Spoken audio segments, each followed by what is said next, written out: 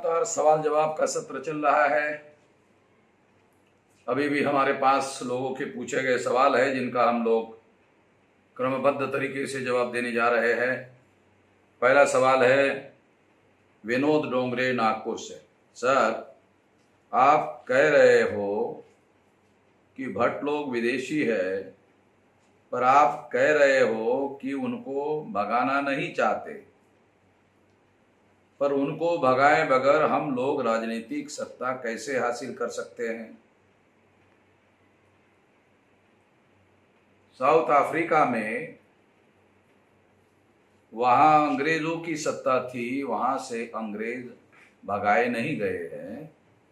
South Africa में अभी भी अंग्रेज रहते हैं। इसके बावजूद भी ट्रांसफर ऑफ पावर हुआ और गोरे लोगों ने वहां के जो अफ्रीका के मूल निवासी थे उन लोगों को सत्ता ट्रांसफर कर दिया और वहां अभी अफ्रीकन मूल निवासियों का राज है साउथ अफ्रीका में। और मेरा ऐसा मानना है, बहुत ज्यादा हुआ 10-20 साल की बात है, 10-20 साल में जो साउथ अफ्रीका में हुआ वही भारत में भी होने जा रहा है। ये मेरा यकीन है, मेरा विश्वास है। और उस यकीन और विश्वास के साथ हम लोग इस काम में लगे हुए हैं और हमारा जो तरीका है वो सारा का सारा तरीका संवैधानिक है। अश्विन तावड़े, हिंगनघाट, महाराष्ट्र से हूं। सर, मेरा सवाल यह है कि क्या बाबा साहब अम्बेडकर जी को पाकिस्तान से जात पात तोड़ो मंडल द्वारा लाहौर में कार्यक्रम के अध्यक्ष बनने का कोई प्रस्ताव आया था? उस कार्यक्रम में उनको कोई भाषण होने वाला था? अगर प्रस्ताव आया था और उनका वहां अध्यक्ष के रूप में कोई भाषण होने वाला था तो उन्हें वहां पर बुलाने का प्रस्ताव किन लोगों द्वारा भेजा गया था? और फिर प्रस्ताव भेजने के बाद उन्हें वहां भाषण क्यों देने नहीं दिया गया? सर, मार्गदर्शन करें। पहली बात तो ये है कि ये अभी लाहौर, ये कार्यक्रम लाहौर में होने वाला था जो भी पाकिस्तान में है, और पाकिस्तान के जात पात तोड़क मंडल जो उस समय लाहौर में था, उन्होंने बाबा साहब अम्बेडकर को इनवाइट किया था। और इनवाइट करने के बाद उनमें जो ब्राह्मण लोग थे, जब उन्होंने ये देखा कि बाबा साहब अम्बेडकर जाति विनाश का तरीका क्या हो सकता है, इस विषय पर उन्होंने कहा कि जो ब्राह्मण धर्म है उसकी वजह से भारत में जाति व्यवस्था है, उसका कारण ब्राह्मण धर्म है। ब्राह्मण धर्म को नष्ट किए बगैर जाति व्यवस्था खत्म होने वाली नहीं है। ये जब बात उनको मालूम हुई तो उन ब्राह्मणों ने उस कार्यक्रम को करने का विरोध किया और इस वजह से बाबा साहब अम्बेडकर को उस कार्यक्रम में बुलाने के बावजूद भी वो कार्यक्रम रद्द कर दिया गया। मिस्त्री हरीश, साकेत में अब तक जमीन से जितना भी प्रूफ निकला है, क्या ये सब काफी नहीं है बुद्ध विहार साबित करने के लिए? अगर हो तो हाईकोर्ट चुप क्यों है? निर्माण क्यों चल रहा है? देश में ब्राह्मण राज है और ब्राह्मण राज की वजह से जो पुरातत्व का कानून भारत में है उस कानून को अमल में नहीं लाया जा रहा है। जबकि कानून ये कहता है कि ऐसी कोई चीज उपलब्ध हो तो वो जो परिसर है पुरातत्व विभाग अपने कब्जे में लेना चाहिए, ऐसा पुरातत्व विभाग का कानून है। पुरातत्व विभाग के लोग ऐसा कर नहीं रहे हैं। इसका मतलब है पुरातत्व विभाग के लोग कानून के दायरे में रहकर कार्य नहीं कर रहे हैं, आरएसएस और ब्राह्मणों के प्रभाव में और दबाव में आकर काम कर रहे हैं, ऐसा लगता है। आर.के. परमार, अब यूपी सरकार और केंद्र सरकार दोनों मिलकर घाघरा नदी का नाम बदलकर सरयू करने जा रहे हैं, जबकि इस नदी का नाम सरयू सिर्फ अयोध्या की सीमा तक सीमित है। लेकिन ये लोग पूरी नदी, जहां घाघरा नदी आज भी है, उसकी सरयू नाम देने जा रहे हैं। उसके बारे में क्या किया जाए? सबसे पहले तो जो आंध्र प्रदेश में हमारा राष्ट्रीय अधिवेशन हुआ, उसमें मैंने ये मुद्दा उठाया। ये मुद्दा उठाने के बाद ये मामला आरएसएस को मालूम हुआ, केंद्र सरकार को मालूम हुआ और अजीत जोगी को मालूम हुआ। जब जोगी जी को मालूम हो गया तो उन्होंने ये सोचा कि यदि हम लोग अयोध्या में जो नदी बह रही है उसका नाम सरयू, उसका नाम घाघरा है, अगर उसका नाम हम नहीं बदलते हैं तो रामायण में सरयू नदी है तो रामायण झूठ साबित हो जाएगा। ऐसा नहीं होना चाहिए। इसलिए ये प्रस्ताव आदित्यनाथ योगी ने भेजा है केंद्र सरकार को। इससे हमारी बात ही सिद्ध हो गई कि अयोध्या में सरयू नदी नहीं है, घाघरा है। और फिर सिद्ध हो गया कि ये सब काल्पनिक मामला, काल्पनिक है रामायण। और इतना ही नहीं, सुप्रीम कोर्ट ने पेरियार रामस्वामी नायकर की रामायण की किताब पर, सच्ची रामायण की किताब पर जो फैसला दिया, सुप्रीम कोर्ट भी कहती है कि ये काल्पनिक है, रामायण काल्पनिक है। और ये सुप्रीम कोर्ट का दिया हुआ, ऑलरेडी पहले से चला हुआ फैसला है। फिर सुप्रीम कोर्ट ने अभी जो फैसला दिया, तो वो फैसला क्या सबूत के आधार पर दिया? नहीं दिया, वो भी आस्था के आधार पर दिया। तो अभी फैसला देने वाले लोग भी काल्पनिक ही मान रहे हैं। और बहुत सारे ऐसे सबूत है जिसके आधार पर ये बातें सिद्ध की जा सकती है और आने वाले समय में ये बड़े पैमाने पर किया जाएगा।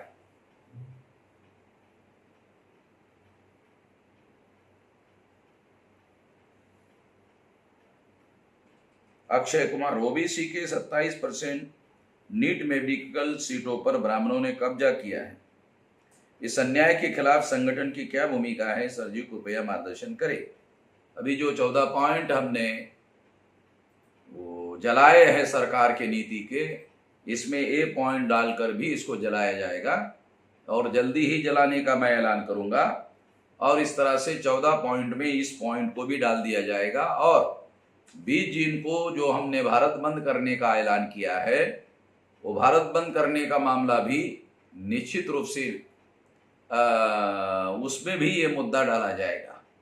और 20 जून में अगर मान लो जून महीने में दोबारा लॉकडाउन घोषित होता है तो ये भारत बंद का जो हमारा कार्यक्रम है, इस कार्यक्रम की तारीखों में पुनर्विचार किया जा सकता है। अरुण कुमार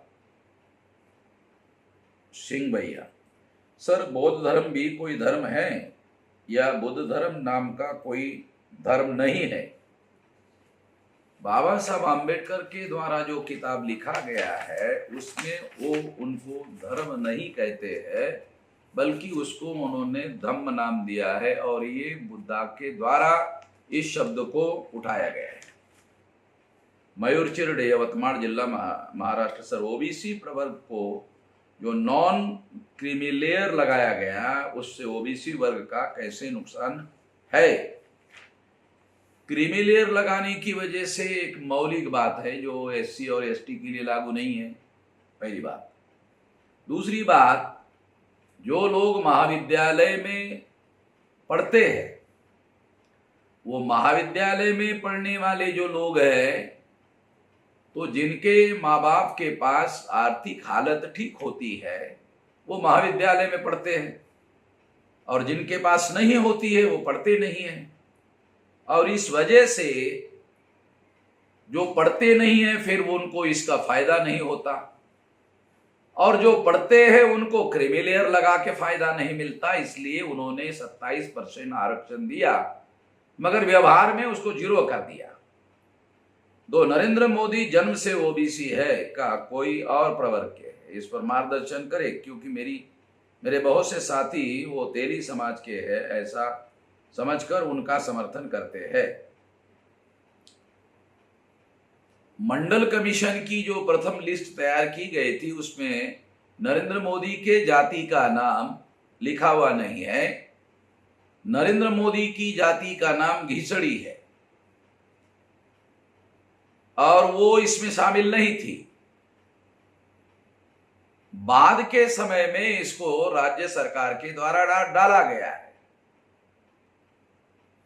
और जब तक वो है तब तक उनको ओबीसी माना जाना चाहिए। जहां तक तेली जाति के लोग नरेंद्र मोदी का साथ देते हैं, जाति का होने की वजह से मैं उन तेली जाति के लोगों को अनुरोध करता हूं कि अगर वो प्रधानमंत्री आपकी जाति का है थोड़ी देर के लिए, तो सारे महत्वपूर्ण फैसले उसने ओबीसी लोगों के खिलाफ में किए, और अगर ऐसा किए तो वो तेली जाति के विरोध में भी फैसले किए। तो आप विरोध में फैसले देने वाले का समर्थन कैसा कर रहे हो? दिमाग से काम लिया जाना चाहिए, ऐसा मेरा तेली जाति के लोगों को अनुरोध है।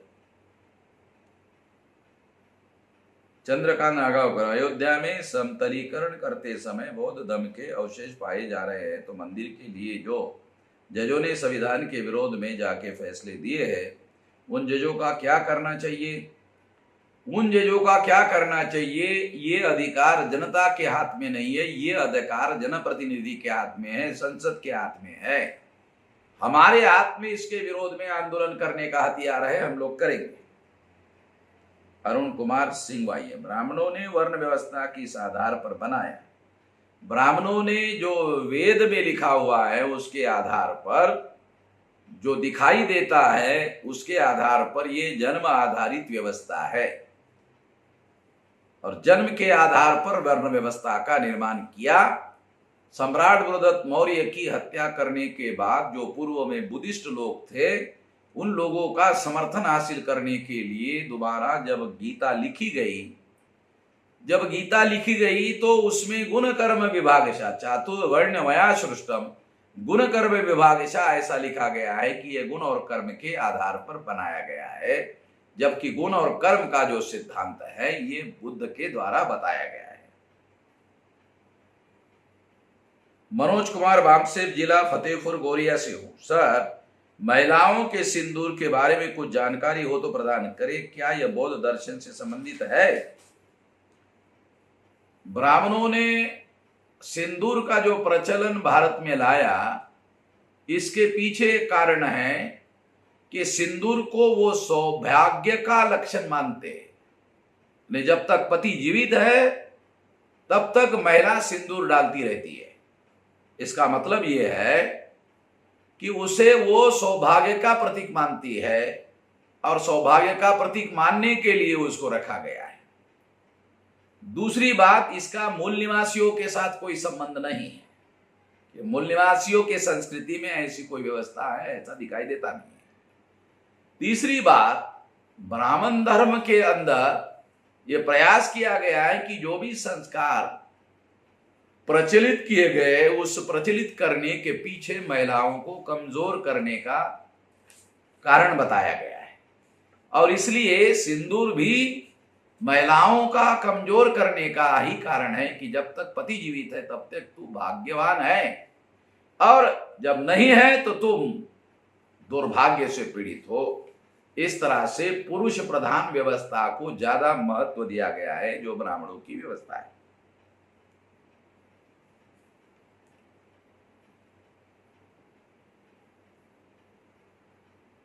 रंजीत चक्रे, सर आप बहुजन समाज के युवाओं को बिजनेस धंधा व्यवसाय करने के लिए मार्गदर्शन करें।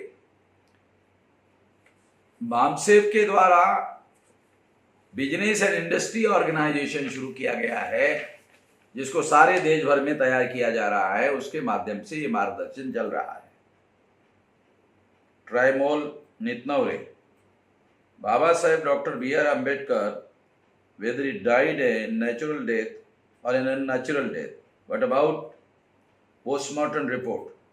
सम्राट अशोक ने जो बुद्धिस्ट विहार स्तूपास बनाए थे वो अब मंदिर बदल दिए गए हैं, तो अब उसे वापस विहार स्तूप में कैसे बदला जा सकता है? भारत की मूल संस्कृति बुद्धिज्म है, तो अब लोगों को कैसे बुद्धिज्म में बदला जा सकता है? पहली बात तो ये है कि आपने एक ही सवाल में 3-3, 4-4 सवाल पूछ लिए। पहला सवाल, ये बाबा साहब अम्बेडकर का मृत्यु जो है नेचुरल है क्या? बिल्कुल नेचुरल नहीं है। उसके सबूत विलास करात की किताब में दिए गए हैं कि वो किस तरह से उनकी हत्या की गई है। सम्राट अशोक के समय में जो बुद्ध विहार और स्तूप बनाए गए थे वो मंदिरों में बदल दिए गए हैं, बहुत सारे बदल दिए गए हैं, तो उसको दोबारा स्तूपों में और मंदिरों में कैसे बदला जा सकता है? जो बनाए गए हैं उसके बारे में, और जो नहीं बनाए गए हैं और अभी भी जमीन में दबे हुए हैं, दोनों के बारे में अलग अलग पॉलिसी बनानी होगी, तब जाकर के ये किया जा सकता है। वो पॉलिसी क्या हो सकती है ये निर्धारित करने का अधिकार अभी आपके पास नहीं है। जिस पुरातत्व विभाग के पास है वो ब्राह्मणों के नियंत्रण में है, वो इसमें कुछ भी करने वाले नहीं है।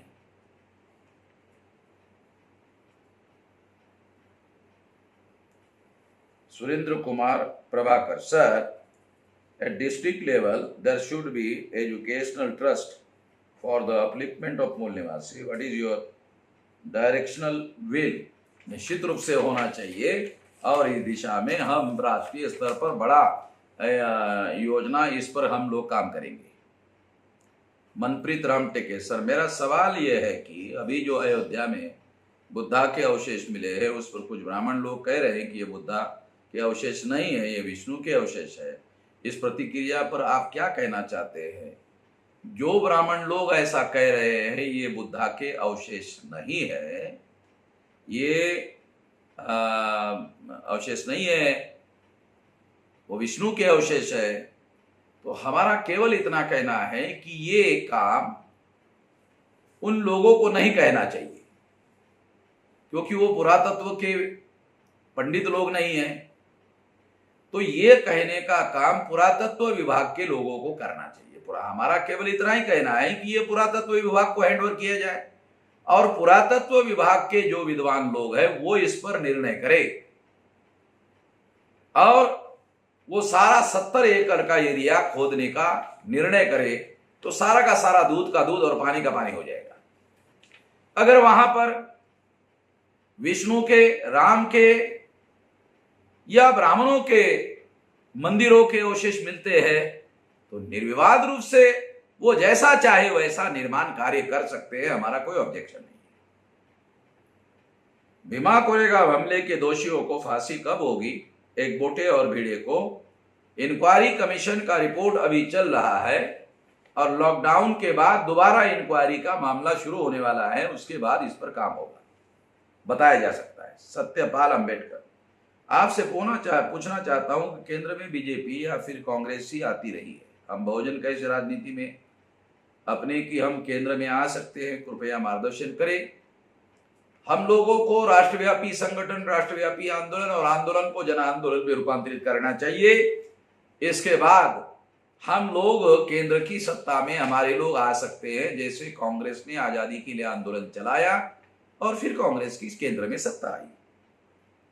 Khurshid Siddiqui, some important literature on movement be made available in Urdu? If available, please let me know. Urdu के लिटरेचर हम तैयार करने की कोशिश कर रहे हैं, आपको पहुंचाए जाएंगे। प्राची लोखंडे, सर अयोध्या में बुद्ध के मिले अवशेष पर कोई टीवी चैनल इस बात पर डिबेट क्यों नहीं करता? हमेशा मुसलमानों से डिबेट क्यों करता है?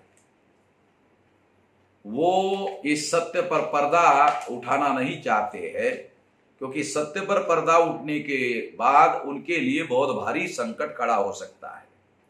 देश में ब्राह्मण राज है इसलिए और चैनलों पर ब्राह्मणों का कब्जा है। गौतम सोलंकी सर, मैं गौतम सोलंकी, भारतीय विद्यार्थी मोर्चा, सुरेंद्र नगर जिला अध्यक्ष, गुजरात से। मेरा सवाल है कि 91 में एलपीजी लागू किया, इसके पीछे सरकार कहती है कि जब हम वर्ल्ड बैंक के पास लोन लेने गए तो उन्होंने मना कर दिया और बहुत सारी शर्तें रखी। उसकी वजह से सरकार को एलपीजी लागू करना पड़ा ताकि लोन मिल सके। सर, इस बात को कितना तथ्य है? इसका मतलब ये है कि जिन लोगों की सरकार भारत में 50-60 साल से थी, 90 तक, यानी 50 से 90 40 साल तक थी, तो उन्होंने 40 साल तक सत्ता नियंत्रित करके देश को विकसित करने का दावा करते हैं, तो ये बात सही नहीं है। फिर वो जो कहना चाहते हैं, अगर वो उनका कहना ये है, तो अगर विकसित करते तो फिर ऐसी शर्तें दुनिया की दूसरे लोगों की मानने का कोई मतलब नहीं है। इससे ये बात सिद्ध होती है। सुनील कुमार, नैनीताल, क्या संविधान में महिला और पुरुष में भेदभाव किया गया है? अगर नहीं किया गया है तो किसी महिला और पुरुष की लड़ाई में महिला की बात क्यों नहीं सुनी जाती, जबकि महिला भी दोषी हो सकते हैं और पुरुष भी दोषी हो सकते हैं। इसमें सुनील कुमार नैनीताल, इसके बारे में विस्तार से जानना चाहता हूँ। पुरुष और महिला को भारत के संविधान ने बराबर घोषित किया है, इसलिए सुप्रीम कोर्ट या हाई कोर्ट के द्वारा इसी सिद्धांत के आधार पर फैसले दिए गए हैं।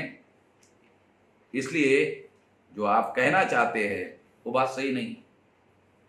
मंगेश धुरंधर, सर, क्या आप दलितों को बुद्धिस्ट में कन्वर्ट करना चाहते हैं क्या, क्योंकि उनको दलित बोल के अन्याय करना चाहते हैं? हम जो दलित शब्द है उसको भी नहीं मानते। बाबा साहब आम्बेडकर ने जो पूर्व में अछूत लोग थे उनके लिए संविधान में शेड्यूल कास्ट शब्द लिखा, तो हम लोग शेड्यूल कास्ट शब्द को, संवैधानिक शब्द को मानते हैं। दूसरा, ये लोग हिंदू नहीं है, एससी एसटी ओबीसी के लोग हिंदू नहीं हैं, और ब्राह्मण धर्म है ओरिजिनल जिसे हिंदू कहा जाता है, वो थोपा गया है। उन्होंने विचार पूर्वक स्वीकार किया, ऐसा एक भी एससी एसटी ओबीसी का आदमी नहीं मिल सकता। अगर वो विचार पूर्वक स्वीकार करने के लिए जाएगा तो उसको पता चल जाएगा कि ये तो मेरे ऊपर थोपा हो गया धर्म है, वो स्वीकार नहीं कर सकता। इस तरीके से समझने की जरूरत है।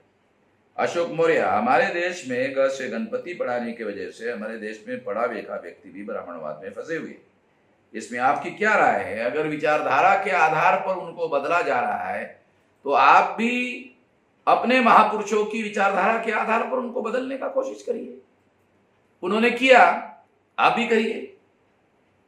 केवल सवाल पूछने से नहीं होगा, आपको परिवर्तन का आंदोलन चलाना होगा। प्रकाश सिंह तुषाम, कोविड-19 के होते हुए क्वारंटाइन में रखे लोगों के पास ड्यूटी की है तो हमें प्रशस्ति प्रमाण पत्र तो हमारे विभाग से प्राप्त होने चाहिए कि नहीं होनी चाहिए? निश्चित रूप से होना चाहिए और दिया जाना चाहिए। अगर आपके साथ भेदभाव किया जा रहा है तो हमें लिखिए। प्रकाश सिंह तुषाम, क्या हम धर्मरक्षक दल रजिस्ट्रेशन करा सकते हैं? कानून के अनुसार आप जिस नाम का संगठन बनाना चाहते हैं वो बनाने के लिए आप स्वतंत्र हैं। सर, हम हमारे आसपास के सारे प्राचीन बौद्ध वास्तु अपने ताबे में कैसे हासिल कर सकते हैं? जब तक आपका राज इस देश में नहीं आएगा, ब्राह्मण आपको अपने जो स्थल है वो अपने कब्जे में देने के लिए राजी नहीं होगा। पवन कुमार, ब्राह्मणों ने हिंसा के बल पर अपना वर्चस्व कायम रखने में कामयाब रहे हैं। क्या हम लोग अहिंसा के बल पर अपना वर्चस्व कायम कर सकते हैं? अगर हम लोग जन आंदोलन के द्वारा अंग्रेजों को भारत से भगा सकते हैं तो हम भारत को जन आंदोलन के द्वारा मुक्त क्यों नहीं कर सकते? संविधान के दायरे में रहकर जन आंदोलन करने का हमारे पास अधिकार है। सिंगर सुरई बौद्ध, अयोध्या के मामले में जो सुप्रीम कोर्ट में याचिका दायर की गई है उसके बारे में कृपया मार्गदर्शन करें। सुप्रीम कोर्ट ने क्या कहा? सुप्रीम कोर्ट में पूर्व के समय में जब अयोध्या पर सुप्रीम कोर्ट ने फैसला दिया, उसकी सुनवाई किए बगैर ही उसको साइड कर दिया है। नए सिरे से ये मामला खड़ा करना होगा, क्योंकि जिन्होंने ये केस दायर किया वो इंडिविजुअल लेवल पर दायर किया और अयोध्या का मामला संगठित शक्ति के द्वारा उन्होंने अपने लेवल पर अपने समर्थन में करवाया। तो इसके पीछे एक भारत की संगठित शक्ति जब तक नहीं लगेगी तब तक ये मामला हल नहीं होगा।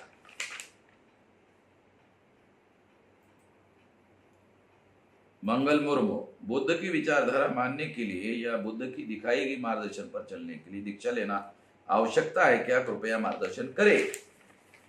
आप दीक्षा लेकर भी चल सकते हैं, दीक्षा लिए बगैर भी उनकी विचारधारा के आधार पर चल सकते हैं। समता, स्वतंत्रता, बंधुता और न्याय पर आधारित जो विचारधारा है उस विचारधारा को अमल में लाने के लिए, प्रस्तावित करने के लिए आप काम कर सकते हैं। छत्तू कुमार पासवान, ये मनुवादी सरकार राशन कार्ड बनाने के बहाने एनपीआर कहीं तो नहीं कर रहा है जिसमें पर्सनल इंफॉर्मेशन मांगा जा रहा है, वो भी आधार कार्ड सहित। कब से आप यहाँ आ रहे हैं? कृपया मार्गदर्शन करें। लॉकडाउन खत्म होते ही हम बिहार आएंगे और ये लड़ाई हमने जारी रखी हुई है, ये लड़ाई हम छोड़ने वाले नहीं। रामचंद्र जमुंडा, सीए को सरकार अभी कैंसिल किया कि नहीं, या आगे इसके हम विरोध करें या कैंसिल कर पाएंगे? नहीं, ये लड़ाई जारी है और हम कैंसिल करने में कामयाबी हासिल करेंगे। शिवनारायण, आजादी के बाद ओबीसी, एससी, एसटी माइनॉरिटी को प्रतिनिधित्व कैसे दिया जाएगा? क्या इसकी प्लानिंग कर चुके हैं सर? संख्या के अनुपात में लोगों को अधिकार दिया जाना चाहिए, ये हमारा मानना है। प्रद्युमन मिल निवासी, सर हमें इन विदेशियों से आजादी कब मिलेगी? हम दिन रात एक करके अपने लोगों को जागृत करने का काम कर रहे हैं। जब कम से कम 35% जितनी हमारी संख्या है उसके 35% लोगों को जागृत करने में कामयाब हो जाएंगे और जन आंदोलन में उनको शिरकत करेंगे, तब हम लोग कामयाब हो सकते हैं। वीके विश्वास विजय, आर्या मिर्जापुर जी की अयोध्या में मिल रहे बौद्ध स्तूप के साक्ष्य के आधार पर वर्तमान में बन रहे राम मंदिर को आंदोलन या किसी वैधानिक तरीके से नहीं रोका जा सकता। इसके लिए सुप्रीम कोर्ट में दायर करना पड़ेगा केस और देश भर में आंदोलन करना पड़ेगा। और सबसे पहले तो मूल निवासियों को इसे मूल निवासी की विरासत घोषित करना होगा। आरडी मेरिया, मेरा प्रश्न है कि ये ब्राह्मण सुप्रीम कोर्ट में कब्जा करके बैठे हैं, मनचाहे फैसले दे रहे हैं, उनका इलाज नहीं हो सकता है क्या? जन आंदोलन के द्वारा सारी दुनिया में हर समस्या का समाधान किया जा सकता है। गौरव कुमार, पीएसयू को बेचा जा रहा है, डायरेक्टली रिजर्वेशन समाप्त किया जा रहा है, पीएसयू को दोबारा से ट्रैक पर लाया जा सकता है, जन आंदोलन के द्वारा हर फैसला किया जा सकता है। हंसराज सिंह, बहुजन क्रांति मोर्चा के द्वारा उत्तराखंड और मेरठ के 50 दिन से फंसे जमातियों को उत्तर प्रदेश सरकार ने रोके रखा था, उनको बीकेएम बहुजन क्रांति मोर्चा ने उनको उनके घर में भिजवाया है। आपको धन्यवाद, आपको भी धन्यवाद इस सफलता के लिए। ओम प्रकाश मंडल, सर अयोध्या में अभी तक खुदाई के दौरान जितने भी अवशेष मिले हैं वो बुद्ध जी का है, तो इस हिसाब से वहां बुद्ध विहार बनना चाहिए। यूरेशियन ब्राह्मण कानून और संविधान का उल्लंघन करके राम का मंदिर बनवा रहे हैं, इस पर आपकी क्या राय है? आप लोग इस पर क्या कहना चाहते हैं? हम लोग राम मंदिर बनाना चाहिए या नहीं बनाना चाहिए, इस मुद्दे पर हमारी अब कोई राय नहीं है। हमारी केवल इतनी राय है कि अगर पुरातत्व की बातें मिली है तो पुरातत्व को वो जगह अपने नियंत्रण में लेना चाहिए। कानून ऐसा कहता है पुरातत्व का, और लोकतंत्र है, कानून का राज है, संविधान का राज है, इसके अनुसार ये काम होना चाहिए केवल। और 70 एकड़ जमीन में सारी खुदाई होनी चाहिए, जिनके पुरातत्व में सबूत मिले उनके वो जमीन हैंडओवर कर देनी चाहिए। हम ये नहीं कह रहे हैं कि केवल किसी खास धर्म के लोगों को ही हैंडओवर करना चाहिए। सतीश शताब्द, मौर्य लोग किस आधार पर नागवंश के हैं, कृपया बताइए। नवल वियोगी का एक किताब है, उस किताब में ये प्रमाण दिए हुए हैं। मौर्य नागाज the ancient ruler of India. Sachin Pal, मैं आपको सारी बातें सच मानता हूं, लेकिन जैसा कि हमको और आपको भी पता है कि दशहरे के 21 दिन बाद दीपावली मनाई जाती है, क्योंकि राम लंका से आया था, मतलब कि उसको आने में 21 दिन लगे और उस टाइम गूगल नहीं था। आज मैंने गूगल मैप पर श्रीलंका से अयोध्या की पैदल दूरी देखी, उसमें भी 21 दिन दिखा रहा है। मुझे थोड़ा समझाइए, ये सारा ब्राह्मण लोगों ने जब रामायण लिखा और रामायण में अगर ऐसा लिखा हुआ है तो वो लोग शक्तिशाली लोग थे और वो उसके हिसाब से कैलकुलेट करके बताया होगा। इसलिए इसको आधार नहीं माना जा सकता, इसको सच्चाई नहीं माना जा सकता, क्योंकि रामायण खुद काल्पनिक है ऐसा सुप्रीम कोर्ट मानता है। तो उसके आधार पर यह बात नहीं मानी जा सकती जो आप कह रहे हैं। नागेंद्र कुमार, प्रदेश अध्यक्ष, भारतीय विद्यार्थी मोर्चा, चंडीगढ़। मेरा सवाल है, अभी जो विद्यार्थियों को ऑनलाइन शिक्षा दे रहे हैं उसमें जो गरीब घर के बच्चे हैं और जो दूसरे राज्यों से आकर शहरों में किराए पर रहते थे वो भी अपने बच्चों को स्कूल में पढ़ाते थे, तो काफी लोग लॉकडाउन की वजह से अपने अपने राज्य चले गए। तो ऐसे बच्चे जिनके पास ऑनलाइन शिक्षा लेने की सुविधा नहीं है तो क्या वो शिक्षा से वंचित नहीं हो गए? जो दूसरा सवाल है, जो प्राइवेट स्कूल लॉकडाउन में भी फीस वसूली कर रहे हैं और अभी गरीब लोग का जो रोजगार छीना गया है तो ऐसे समय में वो फीस नहीं कर पाए तो बच्चे को स्कूल से निकाल सकते हैं। इस पर आप क्या कहना चाहते हैं? आप अपने क्षेत्र में इसके लिए आंदोलन कर सकते हैं या मैनेजमेंट को अपना विरोध प्रदर्शन का मेमोरेंडम दे सकते हैं और अगर ना माने तो बड़ा आंदोलन करने के लिए कह सकते हैं। सभी सवालों के जवाब दिए गए हैं, आपने ध्यान से सुने होंगे, इसलिए आप सभी लोगों का धन्यवाद।